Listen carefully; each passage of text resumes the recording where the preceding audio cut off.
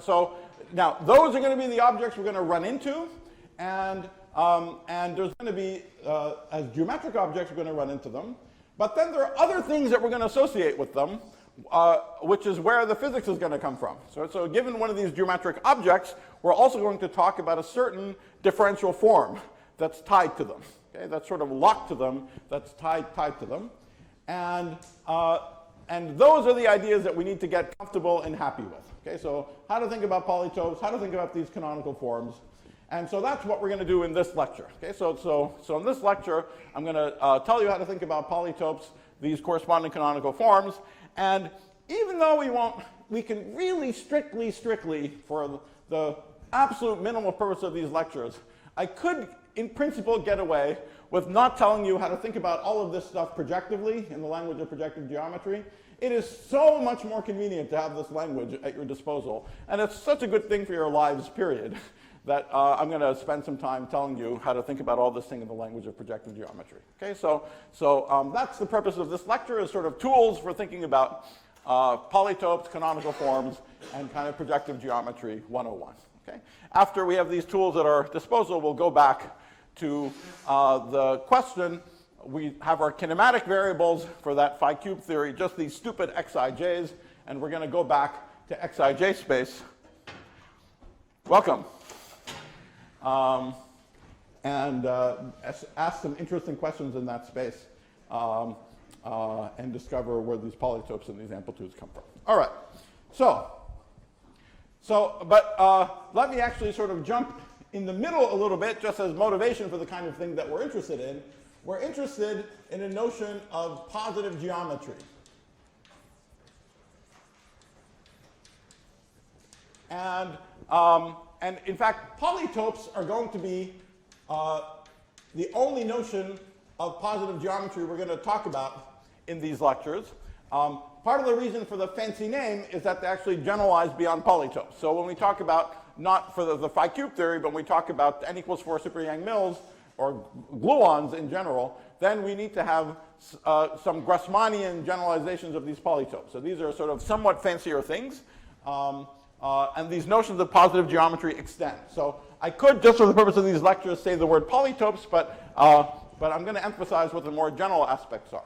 So this is loosely some region in a real space. There's some region P, where P has boundaries of all codimension.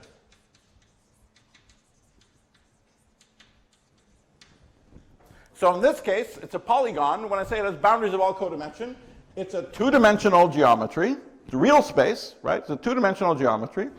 But it has codimension 1 boundaries, which are these edges. And there's codimension 2 boundaries, which are these vertices. Okay? So a polygon is a positive geometry. The entire board is not a positive geometry because it has no boundaries at all. What about a circle?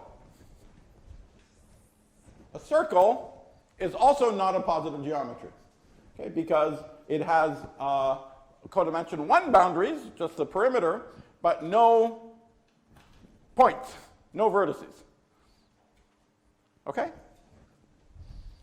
Okay, so this is one important feature of a positive geometry. And associated with these positive geometries, if you talk about it in some appropriate way, it's part of the definition, but I'm being a little bit loose here. Associated with this notion of a positive geometry, this is a more interesting thing. There is a unique canonical form, differential form, omega, with P. And what makes it canonical is that it has, with so-called logarithmic singularities. I'll define what this means. It's a very simple and obvious thing. On and only on the boundaries of P.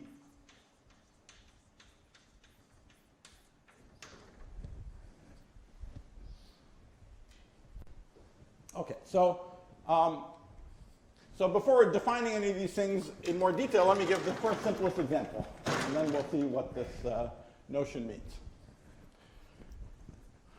Okay, so example 1 is the simplest positive geometry is an interval. Okay, so let's say here is a one-dimensional space X. Here is X equals A, X equals B. And I want to talk about this interior region. Okay, the interior of this line. Okay? Now, I want to find a one form, just a one-dimensional space, just a one form that has the property of having logarithmic singularities on and only on the boundaries of this interval. So first of all, what does logarithmic singularity mean? Just in one variable, log singularity simply means that locally the form looks like dx over x. Okay? That's the kind of singularity that you cannot remove by a stupid field redefinition, right? If you have dz over z, by stupid coordinate redefinition. If you have dz over z squared, looks like it has a double pole, but redefine z to be 1 over w, and it's negative dw. Right? It's exactly these logarithmic singularities, dz over z, that are real singularities you can't do anything about. And how do you detect them? You detect them by doing a little contour integral around z equals 0. If you do a little contour integral around z equals 0, you get 2 pi I. Now, we will not literally be doing any contour integrals, and so our notion of logarithmic singularity is, especially for these lectures, is just the simplest possible one. We're only going to be talking about forms that have simple linear poles. They always have simple linear poles, but when we have more than one variable, we'll say something as logarithmic singularities if in some local choice of coordinates around where the singularities are, it looks like dx1 over x1, dx2 over x2, dx3 over x3, and so on. Okay, we're sort of generalizing this idea that there is a singularity you cannot remove and you can in principle detect by doing a little contour integral. But that's what the word logarithmic singularity means. Is that clear? Locally, there's a set of coordinates where it looks like the wedge product of a bunch of dx over x's. By the way, I didn't say this explicitly yesterday. Some people asked, every time you see d, everything is wedged. Okay, we're doing everything with differential, as usual with differential forms. Okay, so now let's go back to this example. What is the form with logarithmic singularities on the boundary of this interval? Well, what's a form of logarithmic singularities near x equals a? It's dx over x minus a. What's a form of logarithmic singularities around x equals b? It's dx over x minus b. Okay, and now I claim this is the correct answer. Okay, that is the form that has logarithmic singularities on the interval. Now, why did I put a minus sign there? Well, what would have happened if I put a plus sign there?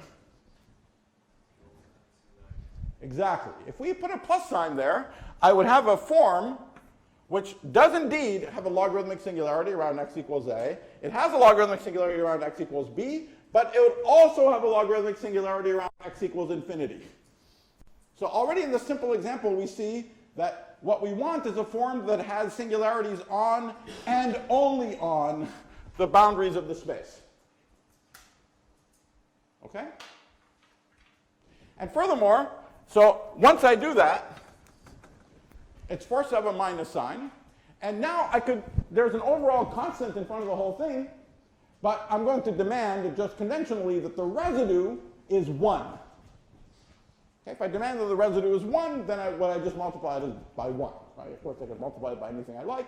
The residues at the two ends are equal and opposite. They wouldn't be if I had the third pole at infinity, right? Then the sum of the three residues would add up to 0 by Cauchy's theorem. But I only want the residues at the two ends, so they're guaranteed to be equal and opposite. Since they're guaranteed to be equal and opposite, I'm just going to normalize what I care the residues to be 1. Okay? So this is the form. So you see, slightly cool thing. You have a geometric object, which is this interval. And tied to this interval is a certain differential form. This canonical differential form. Okay? Now, it's an interesting feature of this entire story. These canonical forms are now complex objects. I can think about them for any complex values of x that I like, but it's a certain complex form that is nailed by a real geometry. You give me this real geometric region, and associated with it is this one form that I can evaluate, I can take anywhere that I like.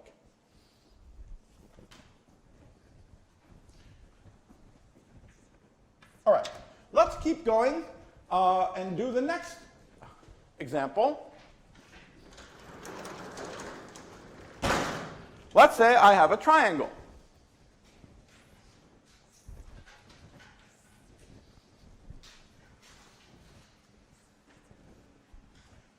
So this is x, this is y. This is the line 1 minus x minus y equals 0. Okay? Now I want this to be the positive geometry, the interior of the triangle. So here are its corners. Right? Now, what is the form in this case? Now it's a two form. Right? So it's dx dy. Now, what should the poles be? Anyone want to tell me what the poles are?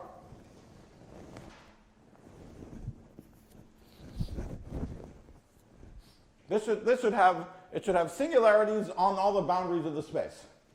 So what are the codimension 1 boundaries of the space? The codimension 1, like what is this codimension 1 boundary? X equals 0. What is this one? Y equals 0. This one is 1 minus x minus y equals 0. So what are the poles?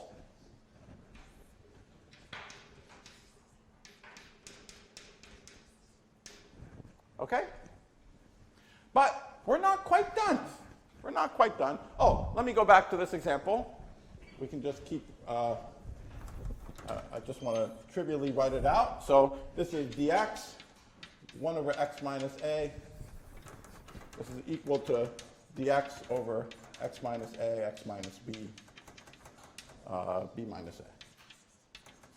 Okay? All right? Because this is a two form,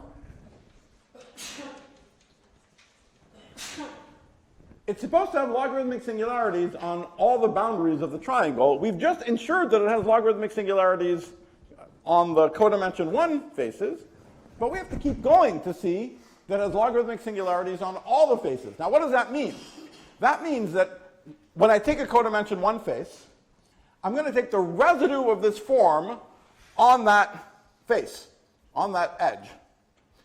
Taking the residue literally means you imagine in your mind you did the little contour integral, but it practically means that you just take the variable, you solve for, you solve to go on the edge, and now you have a one lower form. But then you've got to see that one lower form, in turn, has only logarithmic singularities on the boundaries of its space. So let's see how this works practically. So let's say I take this guy, and I want to take the residue of the form. I want to take the residue of omega 2 form on, let's say, x equals 0. Okay? So what does that mean? That means there's a dx over x here. After I take the residue, the dx over x is just gone, and I put x equals 0. This resulting form is only defined on x equals 0, right? So what is this? This is equal to dy over y, 1 minus x minus y, but x is 0, 1 minus y. Okay? And you see very nicely, here we are, stuck at x equals 0. Here's the form we get, dy over 1 minus y. That's exactly of this form, right? So this is something that in turn only has logarithmic singularities at y equals 0 and y equals 1. Okay? So you see, it's cool. It's not just that the form has poles in the right spot, but you get to keep going recursively. Okay? You take the residue on any facet, and what you have to get is a positive geometry on that facet, and the canonical form, the residue of the form, has to turn into the canonical form on the facet. Recursively all the way down until you get to a point where the answer you get is plus or minus 1. Okay? Yes? So you talked about Yes. Can I take the n equals in n Yes, equals yes. limit I get a circle? Right? What happens there? Because that object has. Excellent question, and let's talk about it at the very end of the lecture if you want to come down. That's yes. So something interesting happens, of course, but there's really a subtle difference between a circle and an n-sided polygon as n goes to infinity, which has to do with the fact that these forms are rational. You see, they're built to just be rational functions. And what happens in the limit, as you take the canonical form and you take the number of sides to infinity, the form that you get is algebraic and not rational anymore. Okay, so there is kind of an extended notion of positive geometry that will allow you to have these algebraic forms. And for this extended notion, a circle still makes sense. Okay? But for literally the notion we're talking about with simple poles, it doesn't. This is a very, very generic thing in algebraic geometry. You know if you have something that has, if you have an arrangement of lines that looks like that, you bring these points arbitrarily close to that point. There's a distinction between that and when they literally pass through each other. Okay? When they literally pass through each other, you have to do things. You have to have a notion of blow-ups and so on, which you don't have to if they don't pass through each other. And so this is a fascinating general thing to talk about, but we can talk about it in a little more detail afterwards.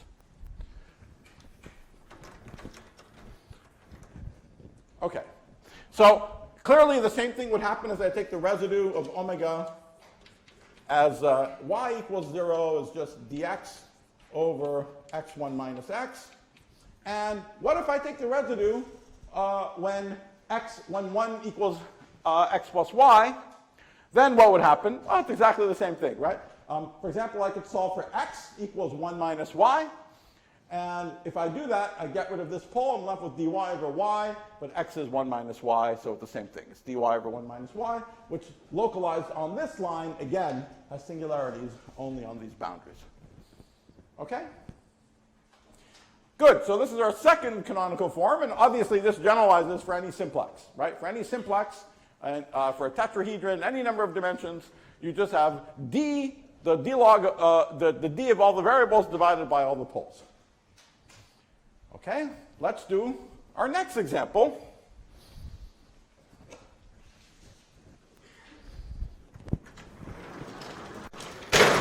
It's already more interesting.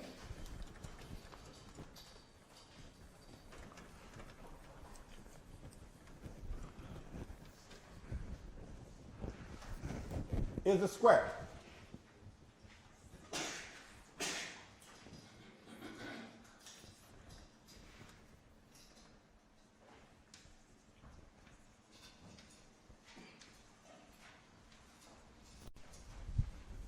All right, so let's say I have a quadrilateral shape like that. I'm not going to bother writing down the exact equations because we'll be doing this slightly more elegantly in a little bit anyway. But let's say that this edge is associated with some linear factor L1 goes to 0, so L2 goes to 0, L3 goes to 0, and L4 goes to 0. Is it clear what I mean? There's just some linear a plus bx plus c plus cy, right? Yeah. So for each one of these things. Okay? So what is the form? Again, it's a two form. So this should be dx dy over, and clearly it has to have poles when L1, L2, or L3, or L4 go to 0, just like we've had before. So over L1, L2, L3, L4. Okay, but now this is not the right answer anymore. Why not? Just not to clutter things, let me erase these guys. See, what happens when I take this form, and let's say I take the residue where, what happens when I take the residue where L1 is 0? Okay? If I take the residue where L1 is 0, then I'm localized on this line. This was the line L1, right? This was the line 1. So now I'm left with something that has 3 poles. I got rid of L1, L2, L3, and L4. Now, where geometrically is the place where L1 goes to 0 and L2 goes to 0? Right, so this was 1, 2, 3, and 4. Well, when L1 goes to 0 and L2 goes to 0, that's that point. That's good. That's part of our geometry. When L1 goes to 0 and L4 goes to 0, that's also good. That's part of our geometry. But you can also have a pole, in principle, when L1 goes to 0 and L3 goes to 0. That's this point up here. That's a bad point that is not part of our geometry. So if I do nothing else, if I just put 1 up here, then this form is kind of a generalization of what we saw with the integral if we didn't put the correct sign in. It also has singularity somewhere else, right? That one has singularity at infinity. This is going to have a singularity at that bad point. Now, there's one other obvious bad point in this picture when the other ones meet. So here's another bad point. Okay? So if I do nothing else, this form will not have logarithmic singularities only on the quadrilateral. It'll also have these logarithmic singularities at these crappy points. Okay, so what should I do? Any suggestions for how to get the correct form?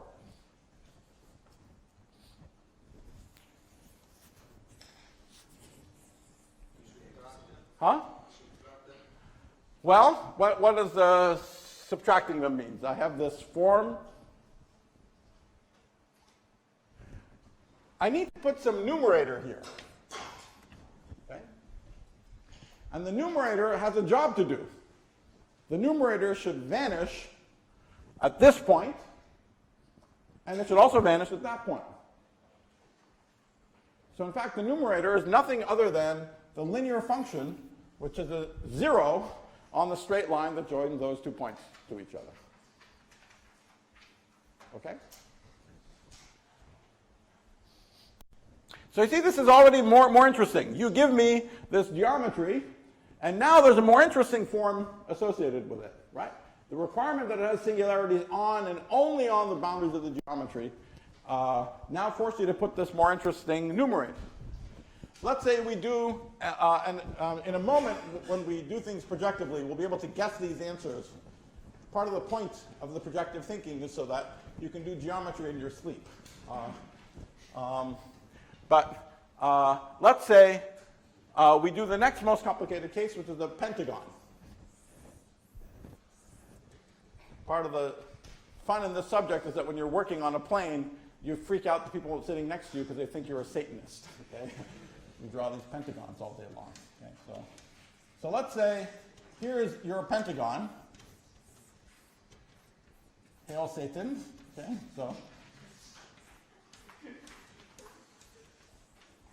I'm only joking. Right. Okay, so that's our positive geometry. Okay? And now there are 5 lines, L1, L2, L3, 4, L5. So omega is dx dy over L1 through L5. And the reason I've drawn it in this evil way is because to highlight the 5 evil points, right? This is a bad point. You don't want something. This is a bad point. This is a bad point. This is a bad point. This is a bad point, right? So now what do you think the numerator is?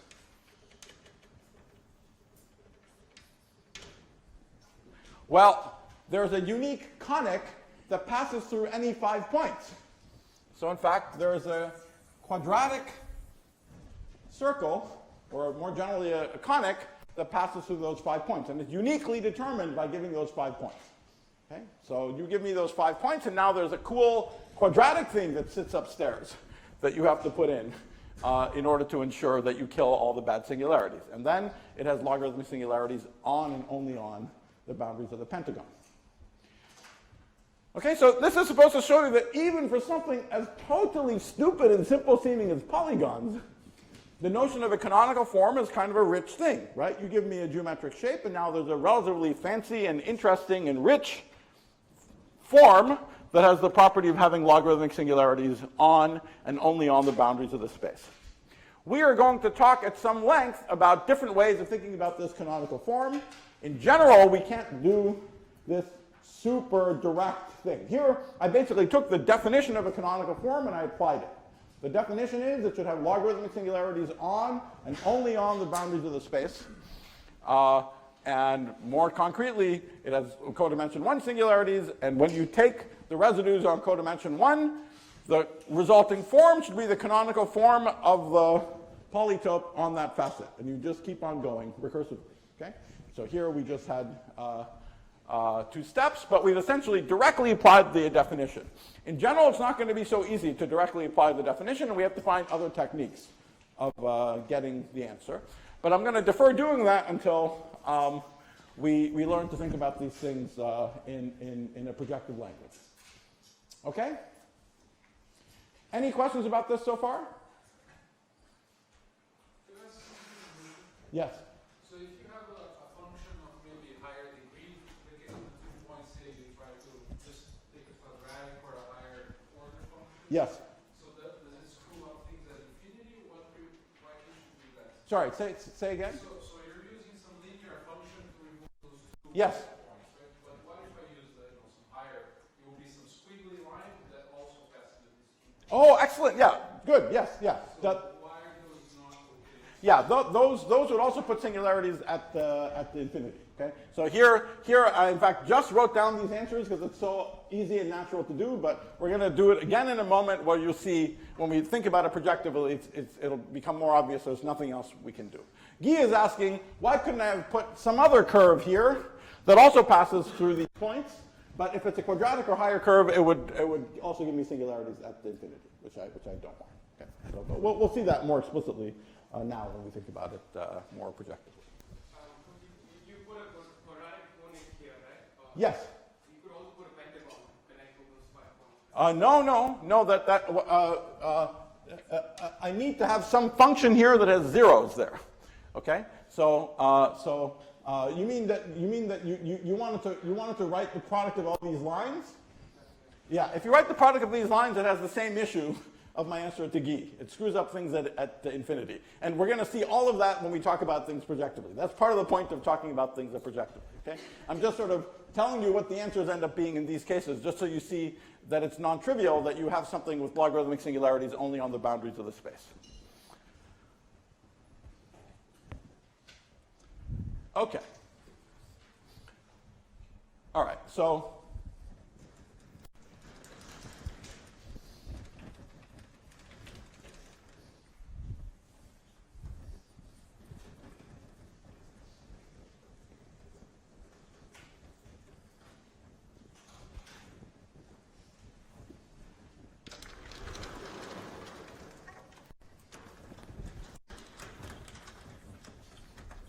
So with that as motivation for the kind of thing that we'll be looking to understand better, let me now transition to talking about projective geometry 101.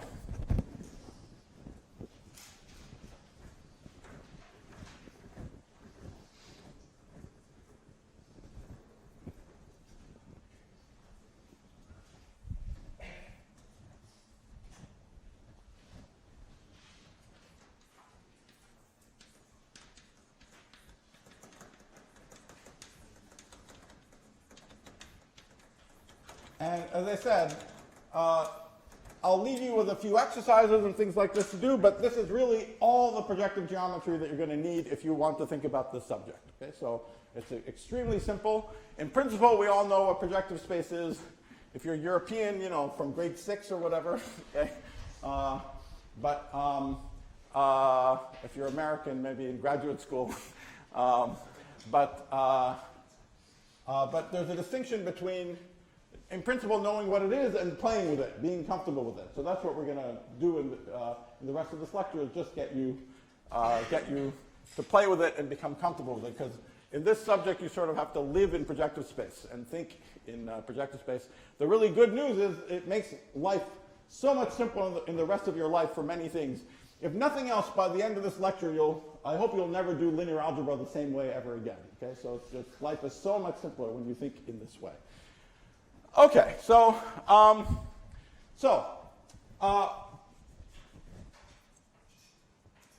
it's a general fact of life that if you want to think about anything in geometry at all, which does not involve metric notions, it doesn't involve a notion of a distance, then it's better to think about it in projective space.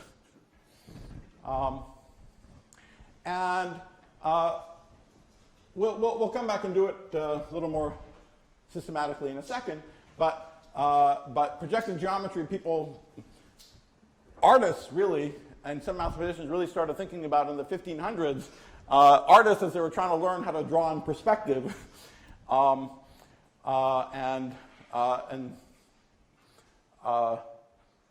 similar motivations for mathematicians.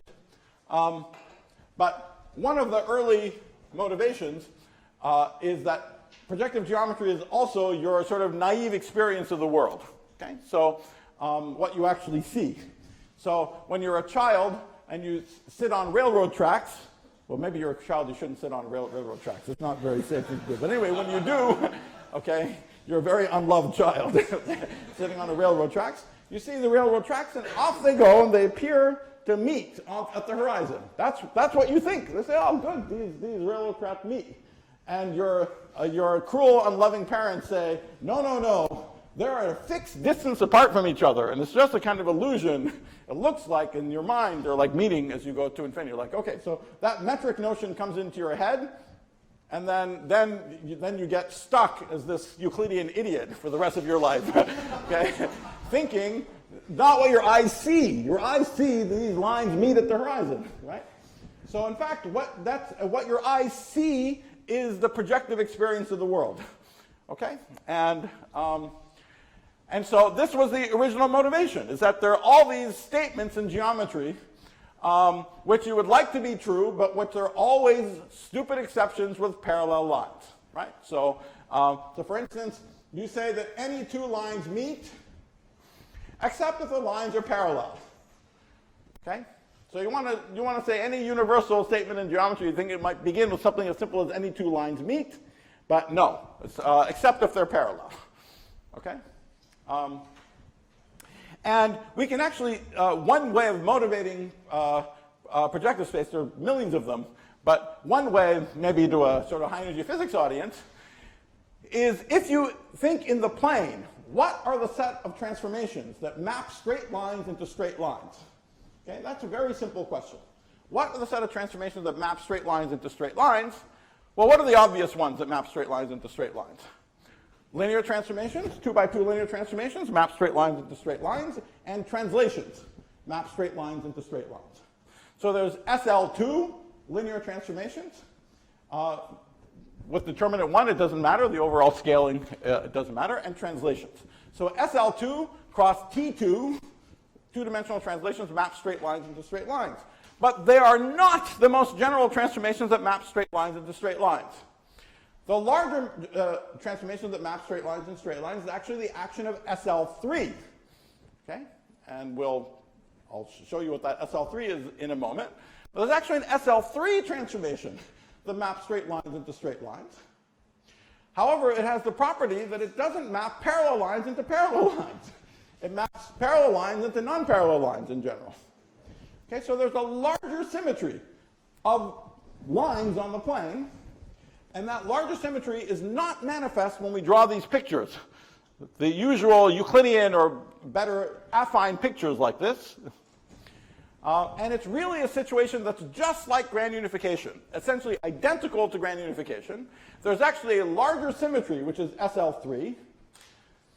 But there's a subgroup of that symmetry that's fixed when you demand that a certain line is not moved by the SL3 transformations. That line we call the line at infinity, the line at the horizon. Okay?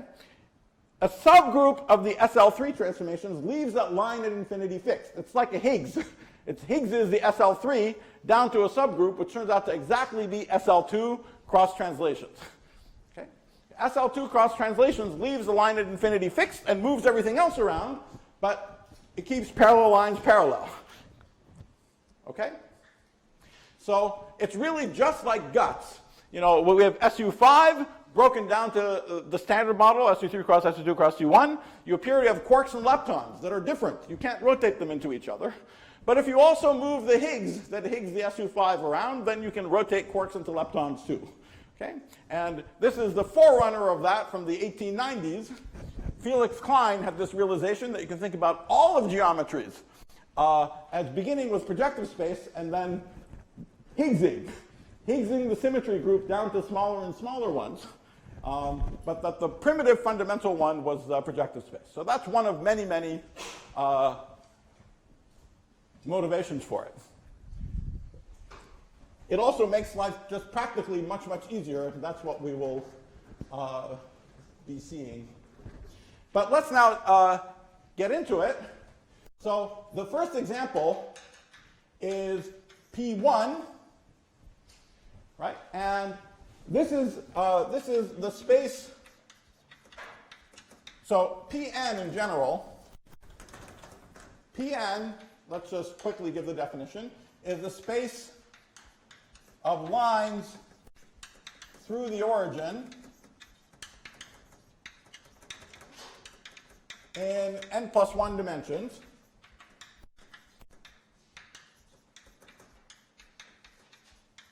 So I can think of this as vectors x0, x1, up to xn, representing the lines, but I have to identify them with any multiple of x0, x1 through xn.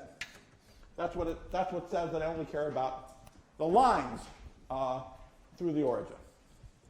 Okay, so example of P1 is x0, x1, identified with tx0, x1. Geometrically, I have the space of all lines through the origin here. So the points in P1 is a line here. There's a whole line in this picture. And when I'm labeling it by some x0, x1, you know, here's the point, I don't know, 2, 1. Here's the point 4, 2, point -2, -1. Any one of these points, they're all equivalent, right? They're all line exactly the same ray, right? So it's the same line. So it's a space of lines through the origin. Okay? Now, because of this, one very convenient thing that you can do is come up with useful coordinates on P1. So a coordinate patch on P1 are if x0 is not equal to 0, let's say, then I can use this freedom to set x0 to 1. So in other words, I start with x0, x1. I write this as x0 times 1, x1 over x0. And this is the same as 1 sum z. Okay? What does that correspond to in this picture? That corresponds to the fact in this picture that I can label these lines, I can label which line I am by picking some line like that and asking to see where the line through the origin intersects that line that I've chosen. Okay? Is that clear? So if this is the x0 direction and the x1 direction, see here I'm just labeling it by x0 equals 1, right? Each one of these lines I've designed to have x0 equals 1, and so that's a way of of picking out a line. Now this is missing one line in this case. There's one line that is missing, which is this one. That line doesn't intersect this one, right? And why not? Because that line exactly had x0 equals 0. Okay, so the point x0 equals 0 is not covered by these coordinates. That is a point at infinity here. but it's there. It's just not covered in these coordinates. Okay, so that's the sort of useful thing about projective space, is that it allows you to treat infinity just as any other point. Okay? If I liked, I could have, for example, chosen a different set of coordinates. I could choose coordinates, another set of coordinates, where x1 is not equal to 0, and then I could homogenize x0, x1 goes to 1w. Right? Then this line at infinity in one coordinates would just be w equals 0 in these coordinates.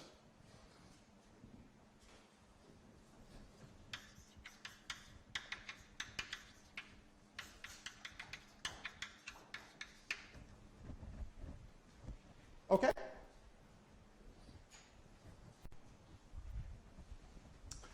All right, something else that's useful is this picture makes it clear, and here, I mean, it's useful for some things, but we'll have more fun with it in higher dimensions. Here, there's a natural action on the lines. On lines, there is a natural action of SL2, right? Where x0, x1 goes to some 2 by 2 matrix L times x0, x1, some A, B, C, D, x0, x1. Obviously, those 2 by 2 linear transformations map a line to another line, a line through the origin to another line through the origin, trivially. Why do I say SL2? Why should I ask this thing to have unit determinant? Because the overall scale is uninteresting. The overall scale just multiplies x by t times x. That's exactly our identification anyway, right? So that is not actually giving you a different line, right? It's just rescaling the whole line. So if it's an SL2, I have the determinant of this matrix equals 1. So AD minus BC equals 1. Okay, and that's a simple action on x0 and x1. Okay? The action on x0, x1 is simple. It's just a linear transformation. If you choose a particular set of coordinates, the action is slightly more interesting. So what is the action of this symmetry on just z? Okay? How do we work out the action on z? Well, if I take x0, x1, it goes to ax0 plus bx1, cx0 plus dx1. And if I homogenize, that means that I'm always going to divide by, I'm always going to, so if I started off with 1z, this goes to a plus bz, c plus dz, which is a plus bz taken out 1 c plus dz over a plus bz. Okay, so you see the action on z is a Mobius action. Z goes to c plus dz over a plus bz. Okay? So you see these things that are sort of nonlinear transformations on the coordinates are secretly these much simpler linear transformations on the space of lines. Right? Now these transformations are interesting for various reasons, but as I said, we're going to see that they're more interesting in higher dimensions. All right, so let's keep going to P2. We're going to spend a lot of time in P2 because this is where things are really a lot of fun. So let's say that we're in P2. Okay, so now this is x0, x1, x2 identified with t x0, x1, x2.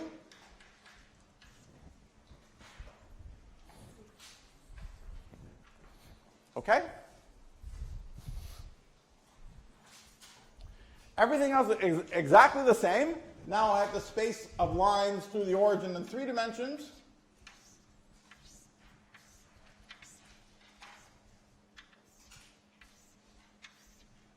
Looks a lot like in 2 dimensions, because I'm very, very bad at drawing in 3 dimensions.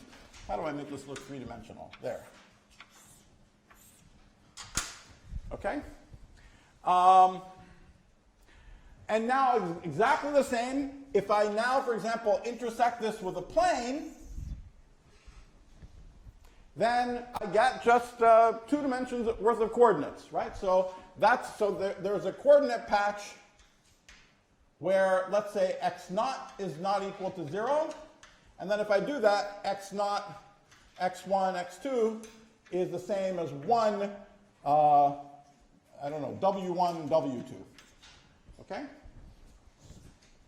So in other words, you can always go back from projective space to good old-fashioned ordinary 2-dimensional space.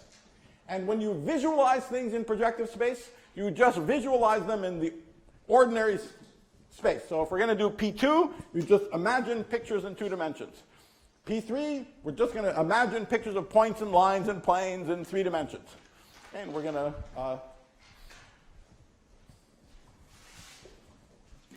now, though, now there's not just, now there's a whole line of points at infinity.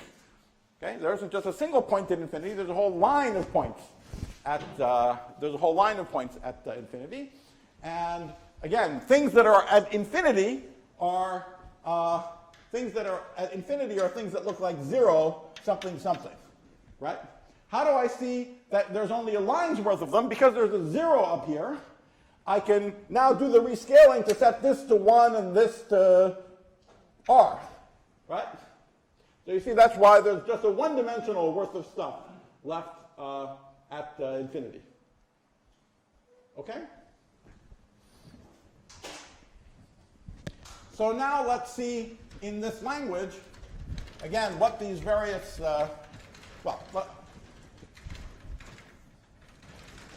before coming to the symmetries, let's do a few more practical things. Okay? So, all right, so a point in P2,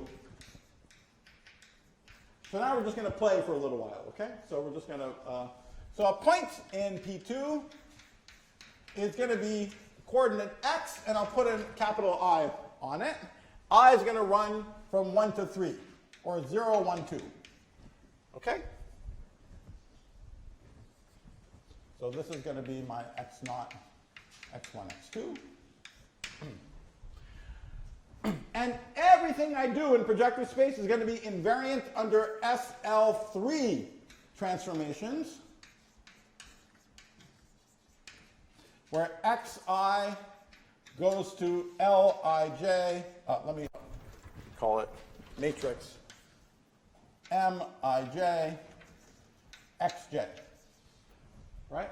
So M is a general 3x3 linear transformation.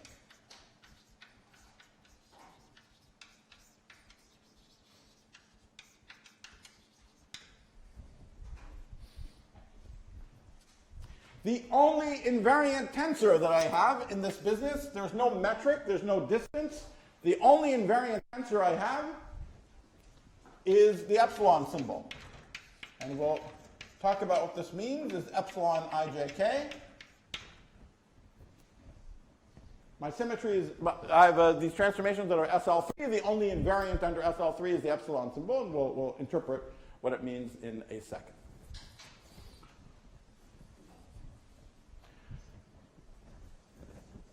Well, let me just, let's interpret what it means.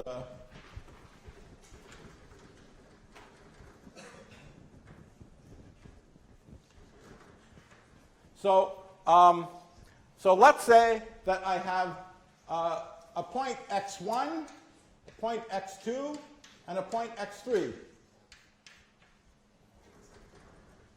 Okay? One thing I can do is look at epsilon ijk, x1 I, let's say downstairs, ijk, x1 I, x2j, x3k. Okay?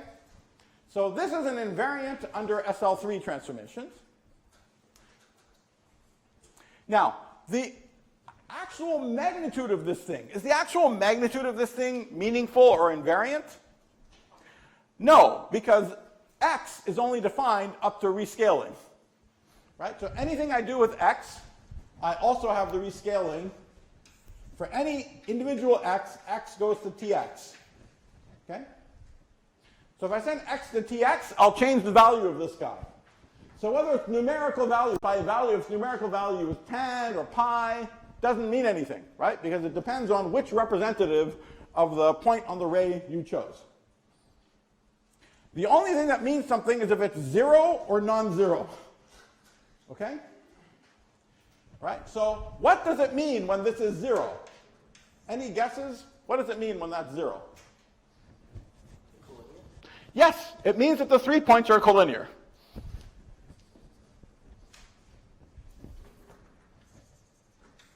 I can't even draw freaking collinear points. Okay, so, right? And so we're going to see many more examples of this in a second, but that's the deep, beautiful thing about projective geometry. Projective geometry is the science of incidence relations and nothing else. All things are about are whether points are on lines, lines are on points, and in general incidence relations, there's no metric. There's no sense to say the point is really close to being on the line. Really close is meaningless. Okay, so it's either on the line or it's not on the line. Okay, so that's what these invariants are going to be about. Okay, but now let's really play, and let's see why this is a practical way of thinking about things. So, as I said, anything you do in ordinary geometry, like ordinary plane geometry, that does not involve the notion of a distance or a metric, is more powerfully thought of in projective terms. So let's do an example. What is a line in 2 dimensions? The equation for a line in 2 dimensions is ax plus by plus c equals 0. Right? And already, this is very slightly annoying because there's a difference between this constant term and the pieces that depend on x and y. Okay? So the most 0th order thing in projective geometry is that you're actually supposed to think of this equation as the equation ax plus by plus cz equals 0. So you put a z there. But you see, once you write this equation is completely invariant if you multiply x, y, z by any constant times x, y, z. When you write it like this, x, y, z is treated as a point in projective space. And so you can projectivize by, for example, setting z to 1. Okay? And if you set z to 1, we go back to the original equation for a line. Is that clear? Okay, so that means, what is the equation for a line in projective space?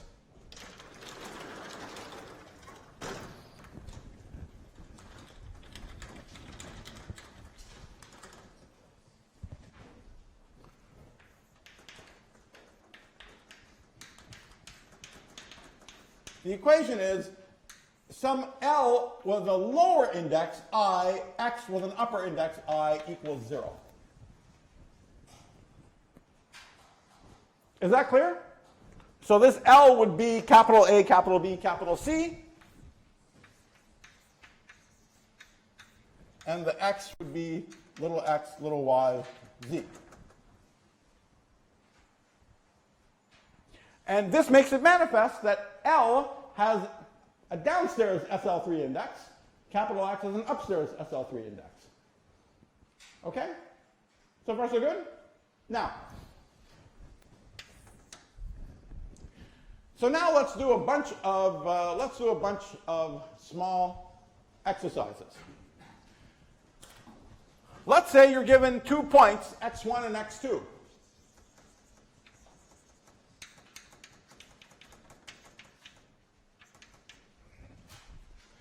Any 2 points define a line. So there's a line that passes through these points 1 and 2. What is that line? Now we want to write down a formula for the line. And now, in principle, you've done this since junior high school, but solving two equations and two unknowns for the slope and the intercept, blah, blah, blah. Okay? The whole point of doing things projectively is that you don't think. You just do not think. You plot down the objects that you want, and then you write down the only thing you can that has the correct indices, and you're done. Okay? So, what are we trying to make out of x1 and x2? We're trying to make a line. A line has what kind of index?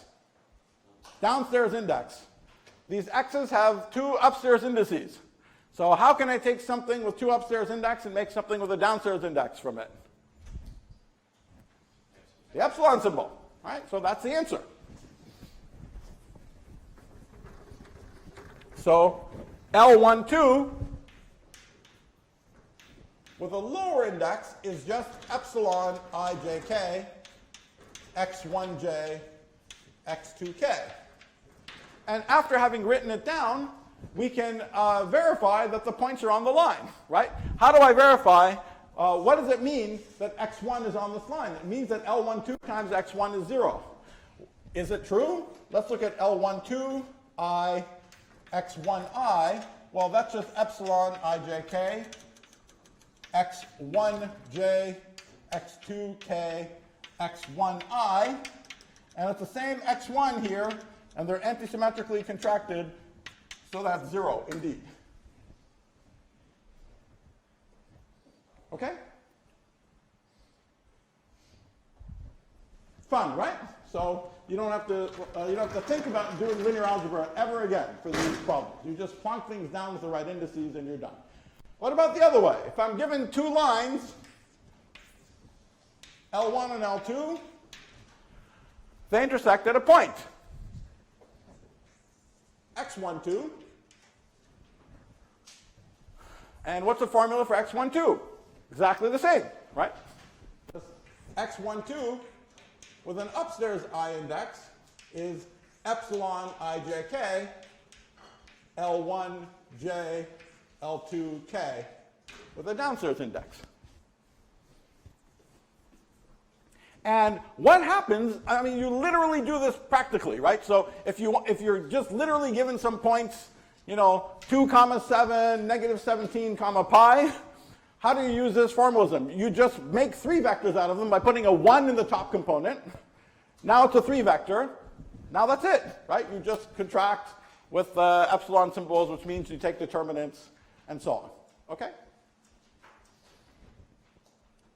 You see in that direction what you do, right? If you're given any two-dimensional data, you just shove a 1 in the top, and off you go.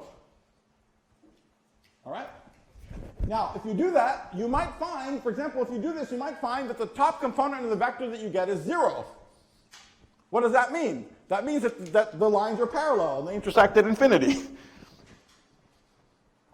Okay? Because when you make this choice to say you're putting 1 upstairs, you're tacitly choosing some line at infinity. We'll come back to that just in a moment. Okay? But I'm just telling you practically what will happen.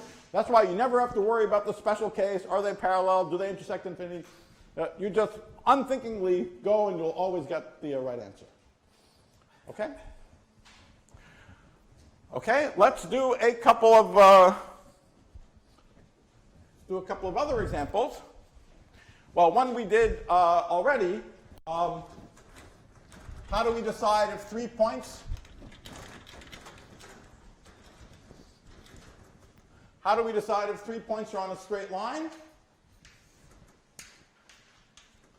It's when x1, x2, x3, epsilon together is 0. And by the way, instead of writing the epsilon symbol over and over again, I will keep switching into this notation where I use a bracket.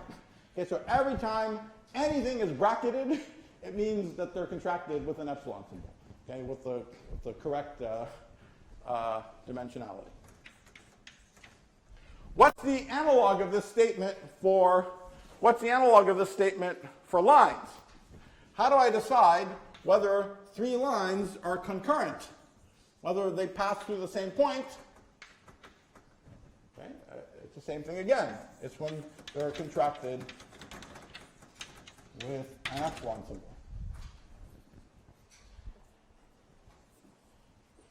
Okay?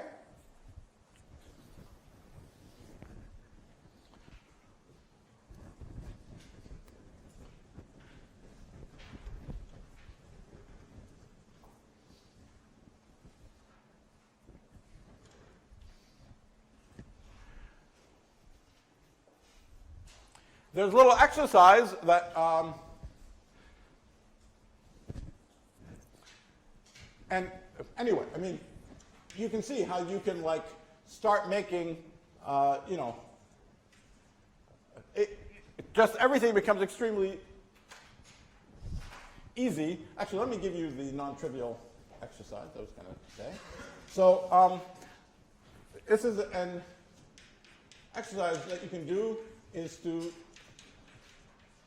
derive something that was noticed over 2,000 years ago by people looking at the shadow cast by olive trees planted in rows somewhere in Greece. Okay? This is known, David Hilbert called this the first non-trivial theorem in geometry. Okay? It's really a quite non-trivial fact. But this is it, and then there are nice updates of it, but I want, you can play with this as an example of the power of this formalism. Let's say that you have 3 points, 1, 2, 3 on a line, and another 3 points, A, B, C on a line. And let's say you look at these lines, like 1B and 2A. Okay? So those intersect here. Now there's this line 2C and 3B. That intersects here. And finally, there's the line 1C, 3A. I can never do this right. They intersect here. And Pappus's theorem is a statement that these 3 lines, these 3 points are actually collinear. Okay? And this is not a super easy theorem to prove, okay? Just geometrically. But you can do it in Mathematica in 30 seconds, right? You just take the point 1 and 2, you just put them to be anything you like. Write 3 as a linear combination of 1 and 2. That guarantees that 3 is on the line 1, 2. Similarly, take any A and B, write C as a linear combination of A and B. That guarantees that C is on the line AB. And then just find the intersection of these points using those epsilon formulas. Okay? So you find these 3 points from their intersections, and there's one giant determinant you've got to take on all of them. Hit Shift Enter, and you get 0. Okay? So it's utterly trivial to verify geometric facts in this way, right? And let's actually do one final example. We're not going to really play around with conics that much, but just so you get some feeling of how useful these things are. Let's talk about conics in P2.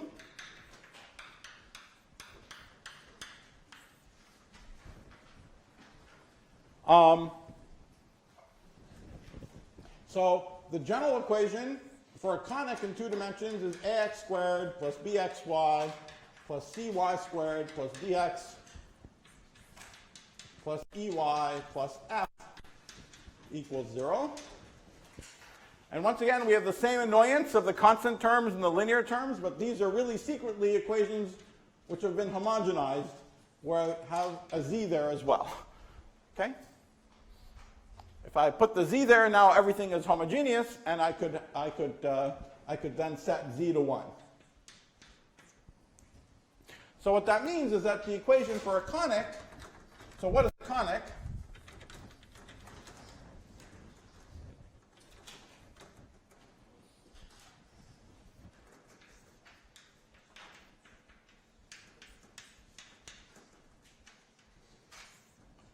Is an equation of the form Cij xi xj equals 0. Right? Where now Cij is symmetric in I and j, right? But this is manifestly symmetric in I and j. Symmetric 2 by 3 matrix. Okay. So let's now have some fun. Let's say here's a conic, C. Maybe so far you're not so impressed. I'm just doing linear algebra. Okay, it looks a little fun with these epsilons, but now you should be a little more impressed. Okay, so let's say we have a conic, and I want to choose this point, some point on the conic. Let me call this point x star on the conic. And what is the tangent to that point on the conic? You know, if you're me, you're really scared. You probably have to take a derivative. It's scary to find the tangent, right? That's a lot of work. Okay, so let's figure out. So what are the rules? The rules are you write anything down with the objects that have the right indices, and it's the right answer. Okay? So what do I have to build? I'm given some point x star with an upstairs index. I have a conic Cij with a downstairs index. I need to get something. I need a line with a downstairs index.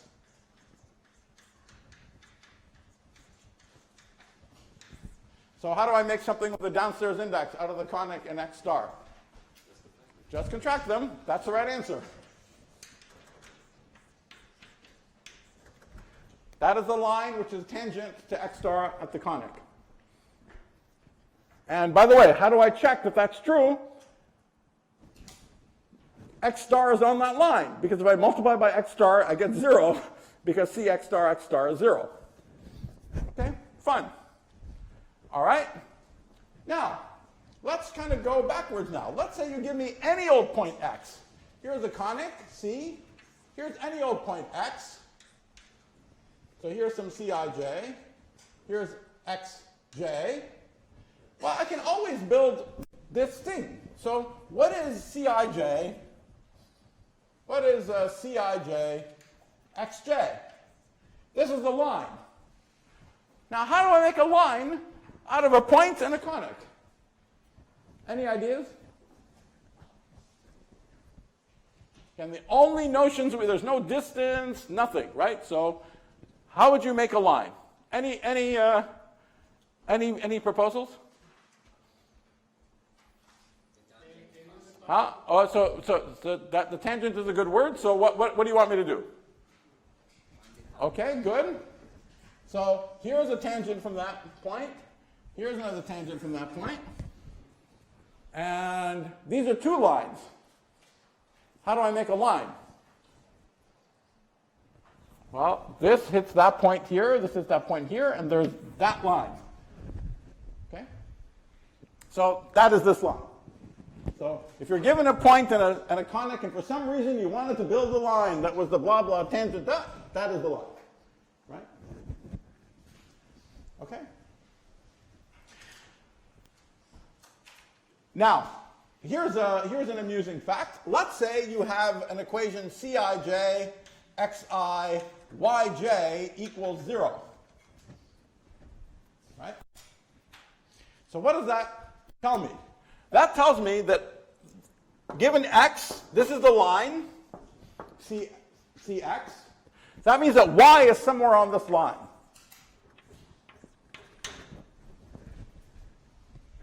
Okay? But this equation is totally symmetrical in x and y. So I could also view this as saying that x is on the line associated with c and y. But that's kind of a cool geometric fact, that if you're an ancient Greek, you can also prove, not so hard, but it's sort of interesting to get it for free here. In other words, if I take this tangent from y and that tangent, then x lies on that line. Right? So there's this symmetrical fact between these 2 points, x and y, right? And that kind of cool-looking geometric fact is just an utter triviality when you write these formulas projectively. Okay. All right, so that's just some example of the power of thinking about ordinary geometry projectively.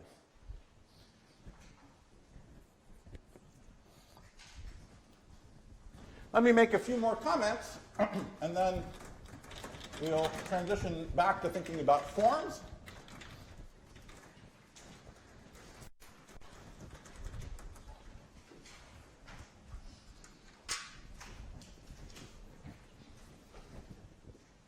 So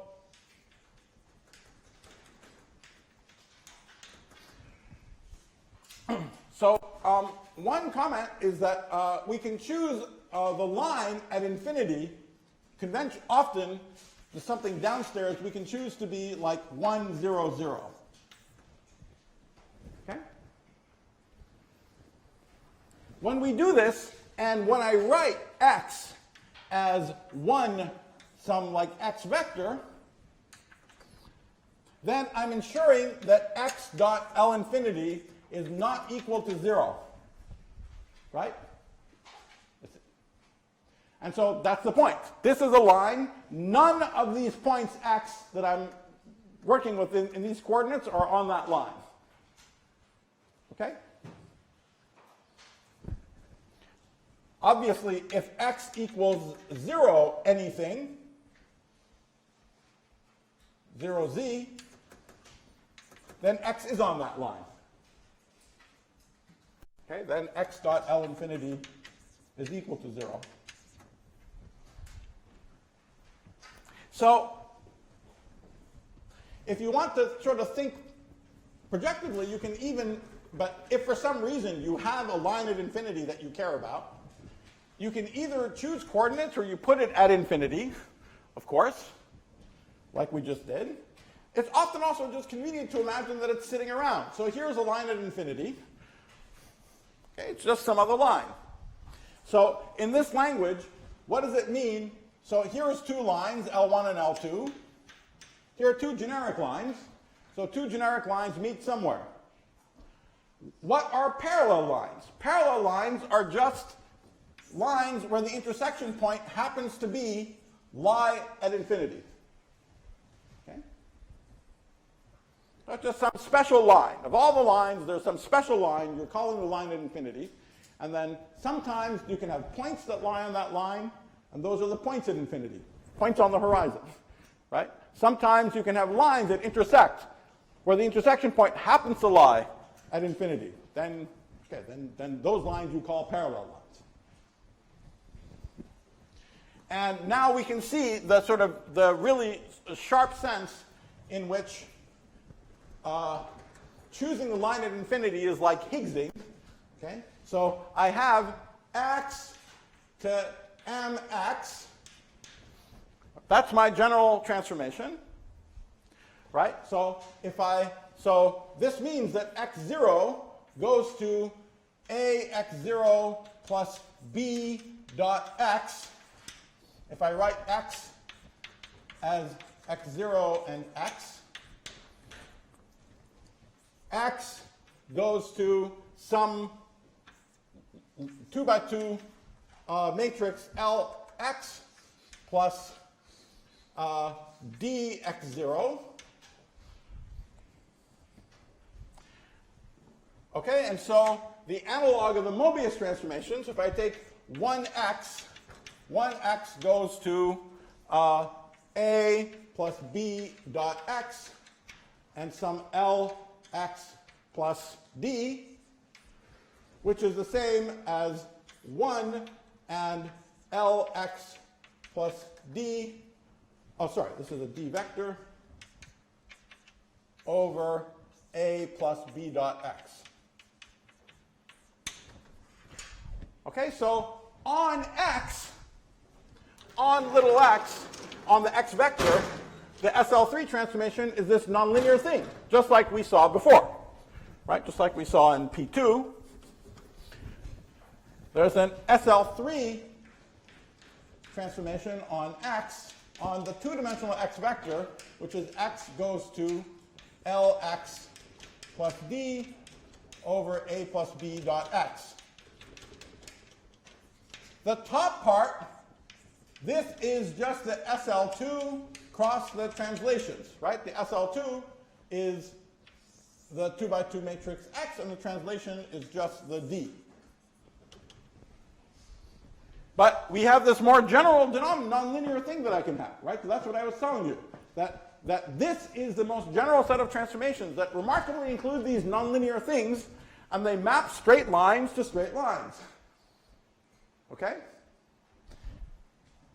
And you can, in fact, discover projective space in this way, in this more formal way. Instead of beginning with this beautiful picture of lines in 3 dimensions, you can just ask for the most general nonlinear transformations you can find that map straight lines to straight lines. Of course, you'll discover SL2 cross translations, and you'll discover infinitesimally the rest of it, the denominator part. Okay, so that's the surprise, is that there's a nonlinear transformation that maps straight lines to straight lines. But not parallel lines to parallel lines, right? So that's, okay. It's just that because it turns out to be an SL3, there's a linear representation of the SL3 on this one higher dimensional space.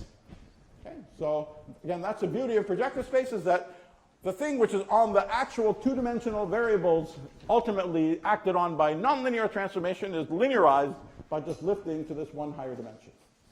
Okay? All right, but you can ask, what is the, let's say you choose a line at infinity, like we just did, and I just erased. Let's say we choose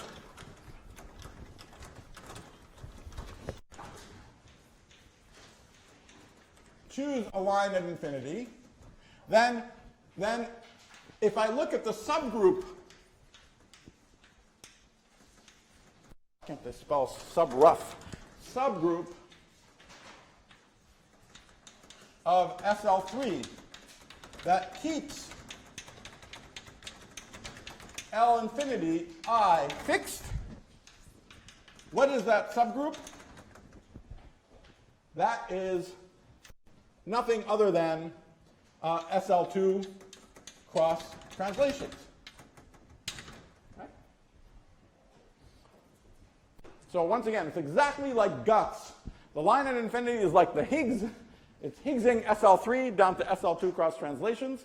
It's making a distinction between different parts of the representation, between quarks and leptons, which used to be inside a 5 of SU5, but now they can't be rotated into each other.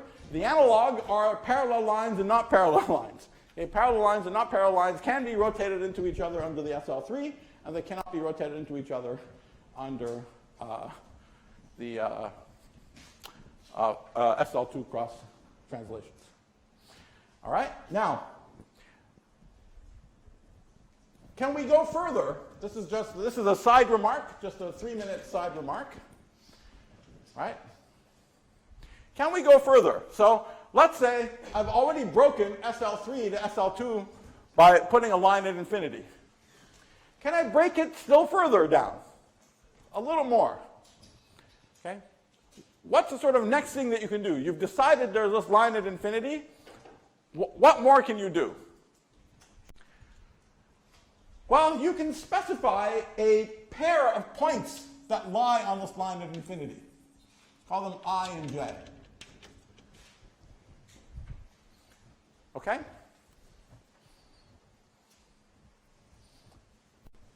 So now I want to find that further going to Higgs SL3, already Higgs down to SL2 cross translations. I'm going to further Higgs it down to something that leaves fixed these 2 points at infinity, I and J. Okay, now I'll leave this as an exercise for you guys to figure out, but what do you think the leftover symmetry group is? Any guesses?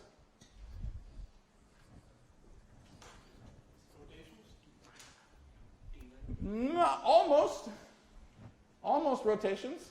A slightly cooler kind of rotation. It's Minkowski space. 1 plus 1 dimensional Minkowski space with translational symmetry. So it's Poincare symmetry in 1 plus 1 dimensions. Okay? In fact, I and J are 2 points at infinity. Those are the 2 points at infinity that are left fixed under boosts, right? When you boost, you have a hyperbola. If you keep boosting in one direction, whoop, off you go to infinity in that direction, right? So the point I is the boosted point on the light cone in this direction, and the point J is the boosted point on the light cone in the opposite direction. Okay? So if you want to input a metric notion into this space, you just further fix 2 points at infinity on this line. right? And this was really Klein's vision. He called the Erlangen program in the 1890s that you start with projective space, and then you Higgs it down to smaller and smaller symmetries, and ultimately you get metric notions, right? Now, he didn't, of course, call this Poincare invariance. In fact, what he did is he chose I and j to be complex and complex conjugates of each other.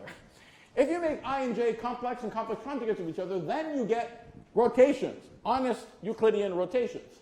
But the irony is that if you do something simpler and dumber, really make them real, not complex projective space, but the way I've been drawing everything as if they're real, then if you did exactly the same thing, you would have discovered Minkowski space. Okay? And it's actually not an accident that Minkowski discovered Minkowski space, because Minkowski was Klein's student. And there's a whole reason, the fascinating history, for why the things that Klein was doing were all sorts of forerunners actually for 2,2 signature. So the fact that Minkowski did 1,3 was sort of trivial, because he was doing things in 2,2 all the time. Okay? So anyway, but that's a fun thing for you to play with. And then all kinds of Lorentz invariant notions and so on, rapidity gaps, rapidity invariance, all these are just beautiful geometric notions like cross ratios and so on, thought of in this two-dimensional language.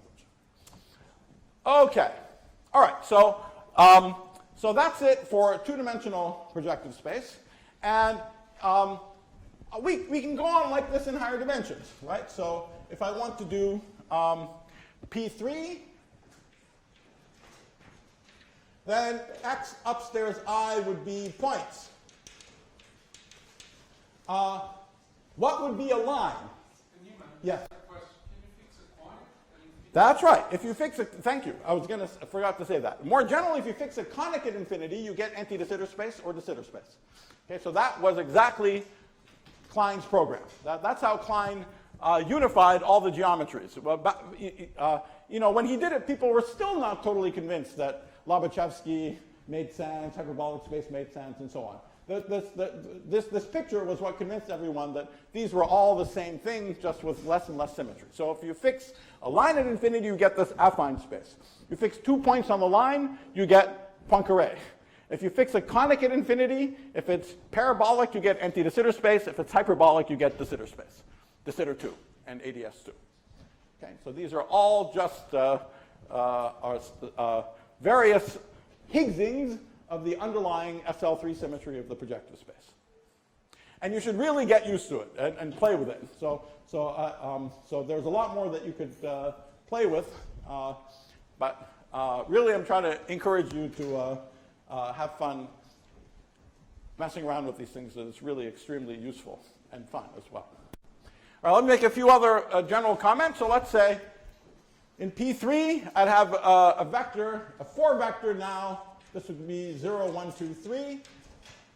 And if I'm given 2 points, so what is something with a downstairs index is a plane, is a hyperplane, right? So this is a plane. Now I can think of something with a downstairs index equivalently as something with 3 upstairs indices, fully anti-symmetrized. I could have done this here as well, right? It's just here it's so easy. There's just one index upstairs, downstairs. We don't need to do that. But a point is something just with a single upstairs index. A hyperplane is something with a single downstairs index or 3 anti-symmetrized upstairs indices. And this is a very useful way to remember what it is. If you give me 3 points, I can tell you what is the plane made by the 3 points. You just epsilon them together to make something with the 3 antisymmetric indices upstairs. What is a line? A line in P3. So this is a point, this is a plane. A line in 3 dimensions is now something that has 2 upstairs antisymmetric indices. Okay? And of course, I can write this as epsilon ijk L of something with 2 downstairs indices. Okay, so it has either 2 upstairs or 2 downstairs indices. And again, that's useful. If it's 2 upstairs indices, you give me 2 points, they determine a line. I just epsilon them together.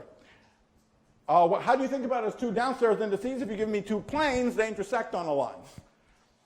Okay? And so if I want to describe the line that I get that way, then I just wedge together the hyperplanes with the downstairs indices, and that's what gives me the picture for the line with the downstairs indices. Okay?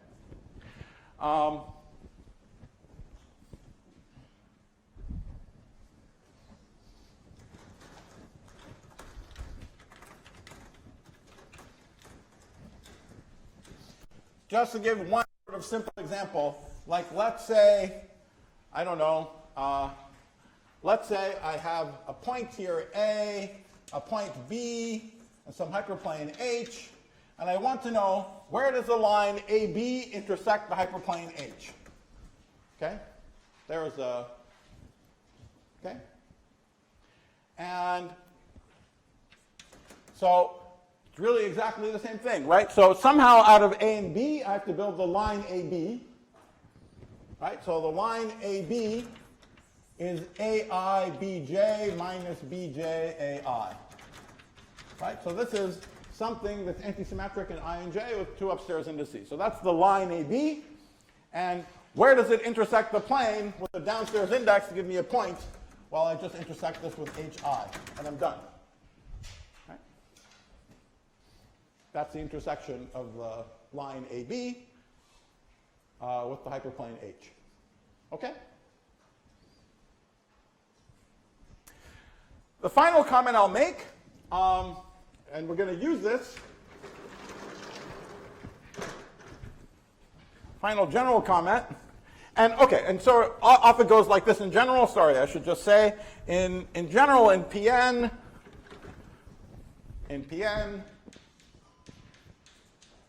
a little p plane is just a tensor with p upstairs indices, p upstairs symmetric indices, or equivalently something with n minus p downstairs indices. Okay, J1, Jn minus p.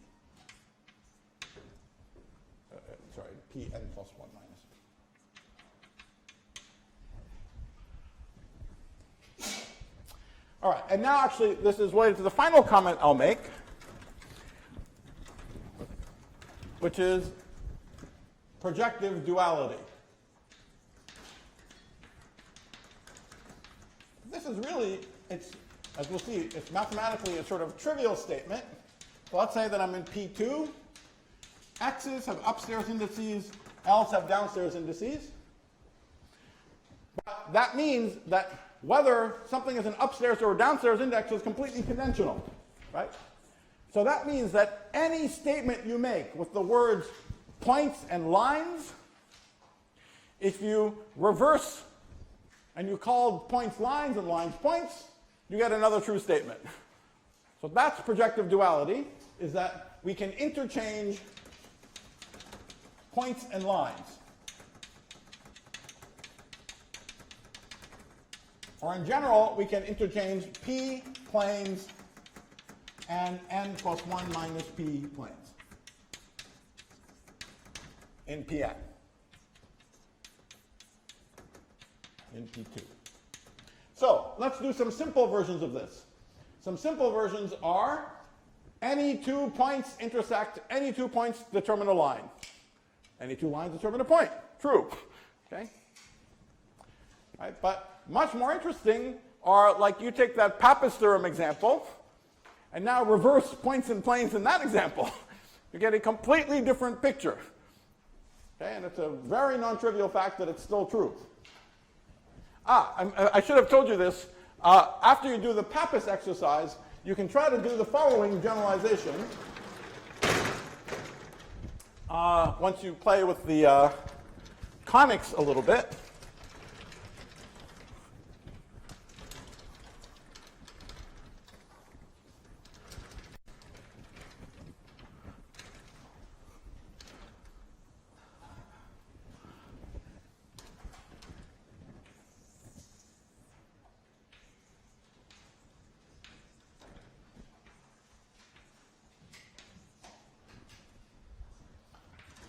So the theorem that we ascribe to Pappus is actually more generally true if the points 1, 2, 3, A, B, C lie on a conic.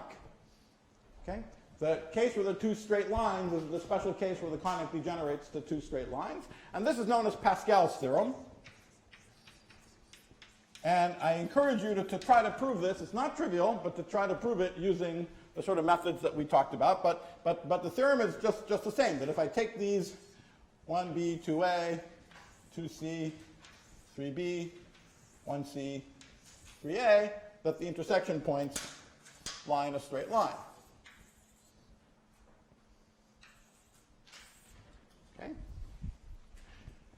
But what is the dual of this theorem? Okay, the dual of this theorem is called Desargues' theorem and looks totally different. But I encourage you to show that it's actually just the dual of this statement. That you give me a conic inscribed inside a hexagon. 1, 2, 3, 4, 5, 6. And the theorem is that if you connect these opposite edges, that they all look at these points, that these lines all pass through the same point.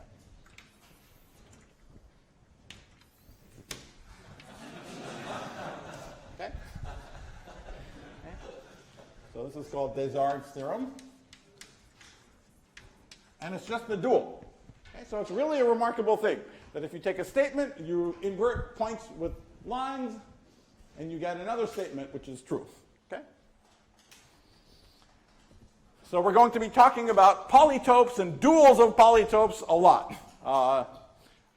That's going to be one of the interesting things that we talk about, so you have to get used to this idea of interchanging points and lines and points and planes in general. Okay. Any questions on Crash Course Projective Geometry 101? So if nothing else, I want you to be happy with, just any time you have to do linear algebra in your life, it's very useful to think in this. Projective way. Okay.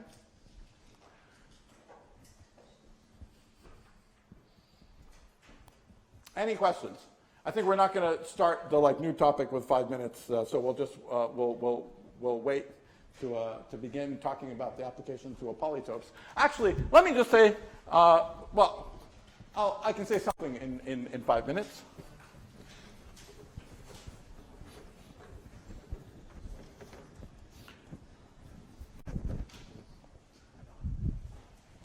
See, projective geometry, projective thinking is especially useful for thinking about polytopes. Okay?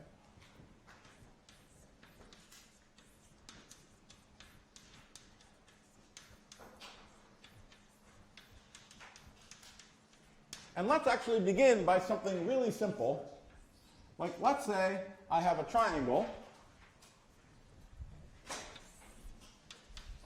and I'm not thinking projectively. I just have 3 corners, x1, x2, x3, and I want to describe the points on the inside of the triangle.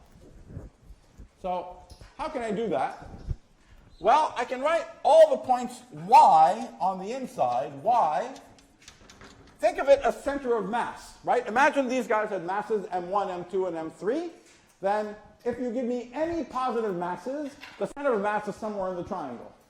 And if you scan over all the possible masses, then you'll scan over all the points in the triangle, right? So all the points on the inside of the triangle look like some weight, let me even call them m. m1, x1, plus m2, x2, plus m3, x3, divided by m1 plus m2 plus m3. Right? And I have to say that all these m's are positive. So right away, you see we have the notion of an interior of a triangle is associated with positivity. Right? But this formula is annoying. There's this over m1 plus m2 plus m3. Right? But you see, if you think about this projectively, it's much more elegant. So now let me think about this. If I think about this in the language of projective geometry,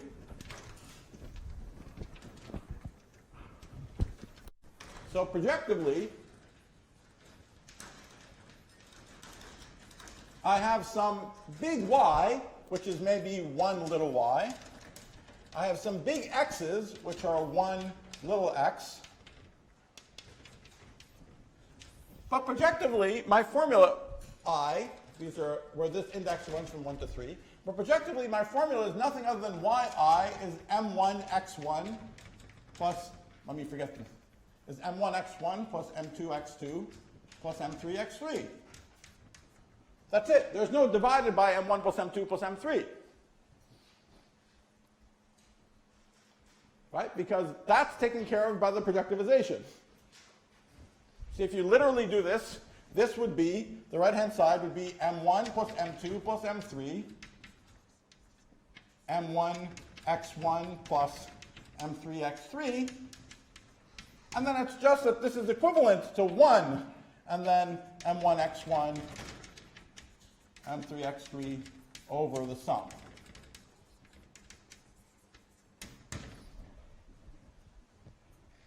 Okay? So if you want to talk about something, even something as simple as the interior of a triangle, and you don't want to worry about the overall normalization divided by the sum of all of them and so on, it's more powerful to think about it projectively. Now, what are we doing in the language of lines passing through the origin? We're actually talking about a cone. So see, here I have this line passing through the origin, x1. A line passing through the origin, x2. Some other line passing through the origin, x3. And if I look at m1 x1 plus m2 x2 plus m3 x3, it's just the interior of this three-dimensional cone. Okay? But if I take that cone and I slice it with this plane at infinity, then I get a triangle, right?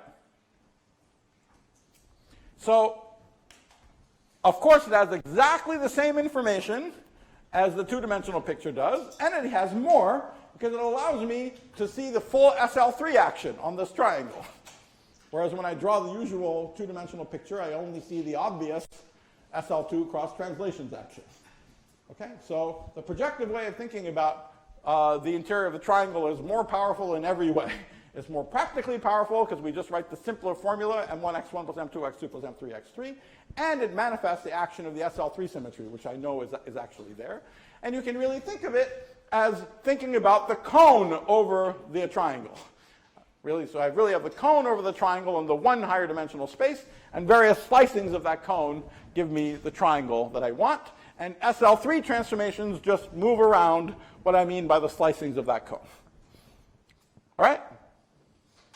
So we're going to take this idea and run with it when we come back for the rest of the lectures.